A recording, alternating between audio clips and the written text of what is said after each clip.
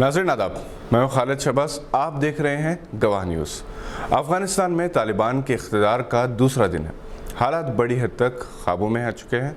तालिबान ने अपने मुल्क में मुक़ीम सिखों और हिंदुओं को इनकी सिक्योरिटी का यकीन दिलाया, जबकि हिंदुस्तान के एक वज़ीर ने अफ़गानिस्तान से सिर्फ गैर मुस्लिमों की हिफाजत के साथ वतन वापसी लाने की बात कही है। हालांकि बिला लिहाज मज़हब तमाम हिंदुस्तानियों की हिफाजत और सलामती हिंदुस्तानी हुकूमत का फरीज़ा है। तालिबान 20 बरस के दौरान काफ़ी बदल चुके हैं। वो 20 बरस पहले जोश में थे, अब बेशुमार कुर्बानियाँ देने के बाद, जबकि वो उम्र के एक ऐसे हिस्से में दाखिल हो चुके हैं जहाँ पर तजुर्बात इंसान को जीने का सलीक़ा सिखा देते हैं। अब इन्होंने संजीदा फ़ैसले करना शुरू किया है। एक मुस्लिम हुकूमत की तश्कील के लिहाज से वो शरई क़वानीन का निफाज़ ज़रूर करेंगे, ताहम ये बात यकीनी है कि 20 बरस पहले जिस तरह से इन्होंने सख्तियाँ की थी, अब वो नहीं दोहराएंगे, क्योंकि इन्हीं सख्तियों की वजह से आवाम की एक बड़ी तादाद इनके खिलाफ हो गई थी। अमरीकी सदर बाइडन ने अफ़गानिस्तान की सूरत हाल पर कहा कि अफ़गानिस्तान की फ़ौज को ट्रेनिंग दी गई थी।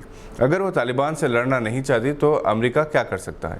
चीन और रूस तो यही चाहेंगे कि अमरीका हमेशा अपने डॉलर्स खर्च करता रहे। अमरीका अपनी मज़ीद नस्लों को जंग में नहीं झोंक सकता।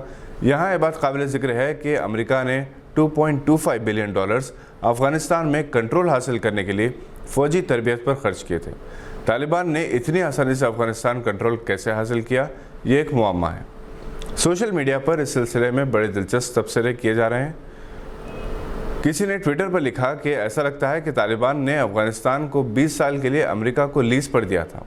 अमरीका ने इंफ्रास्ट्रक्चर तैयार किया, इमारतें, सड़कें तामीर की, हिंदुस्तान ने डैम्स बनाए, पार्लियामेंट की इमारत तामीर की और अफ़गानिस्तान ने अपनी सरजमीन वापस ले ली। इसी को कहते हैं तालिबान इस दौर के चालाक हो गए। तालिबान ने अभी पूरे अफ़गानिस्तान पर कब्ज़ा नहीं किया। अभी एक वादी पंजशीर बाकी है जिस पर तालिबान का कंट्रोल नहीं है। ये अहमद शाह मसूद का इलाका है। अहमद शाह मसूद का बेटा इसी इलाके में है। अगरचे कि इन्होंने कहा कि वो तालिबान से बातचीत के लिए तैयार हैं, ताहम एक ख़बर ये भी है कि वो वादी पंजशीर से तालिबान के ख़िलाफ़ मज़ाहमत करेंगे। अहमद शाह मसूद का शुमार अफ़गानिस्तान के अजीम जंगजू कमांडर्स में होता था। इन्होंने 1979 से 1989 तक सोवियत यूनियन के ख़िलाफ़ गुरिल्ला जंग लड़ी। 9 सितंबर 2001 को इन्हें शहीद कर दिया गया था।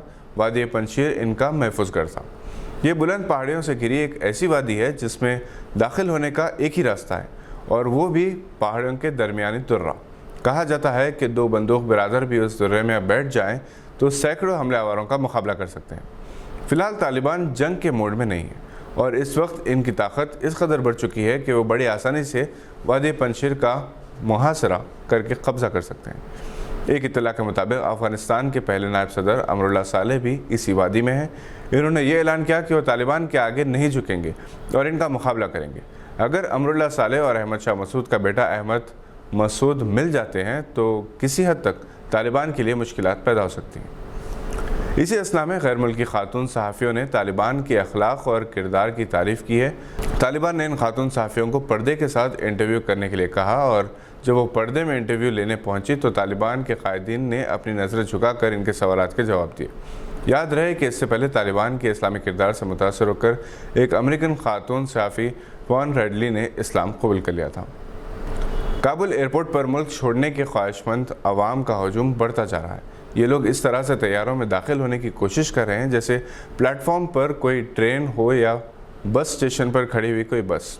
ऐसा लगता है कि मौत से बचने की कोशिश में ये ज़िंदगी कुर्बान कर रहे हैं। इधर तालिबान ने अमेरिका को शिकस्त दी, दूसरी तरफ हिंदुस्तानी क्रिकेट टीम ने बरतानिया को इनके अपने होम ग्राउंड लॉर्ड्स के मैदान में शिकस्त दे दी। कामयाबी में मोहम्मद सिराज, मोहम्मद शमी, बुमराह और केएल राहुल का अहम रोल रहा।